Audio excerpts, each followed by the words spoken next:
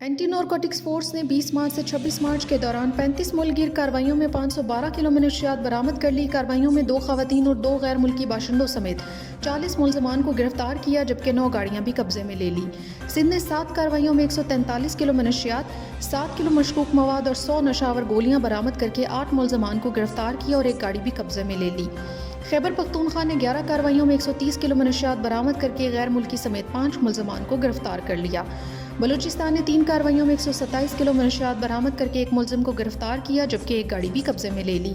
پنجاب نے 9 کارروائیوں کے دوران 96 کلو منشیات برآمد کر کے غیر ملکی سمیت 15 ملزمان کو گرفتار کر کے 6 گاڑیاں بھی قبضے میں لے لی۔ راولپنڈی نے 5 کارروائیوں کے دوران 16 کلو منشیات برآمد کر کے 2 خواتین سمیت 11 ملزمان کو گرفتار کر کے 1 گاڑی بھی قبضے میں لے لی۔ تمام مقدمات انسداد منشیات ایکٹ کے تحت متعلقہ تھانوں میں درج کر کے تفتیش کا آغاز کر دیا گیا ہے۔